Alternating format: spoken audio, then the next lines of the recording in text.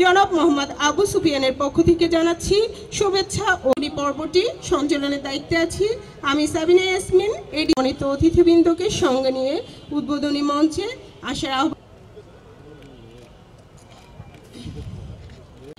Balloon উড়ানোর মাধ্যমে শুভ উদ্বোধন করার জন্য এর মধ্য দিয়ে শেষ হলো বর্ণাঢ্য এই উদ্বোধন পর্বটি। তারা শুভ উদ্বোধন ঘোষণা করছেন।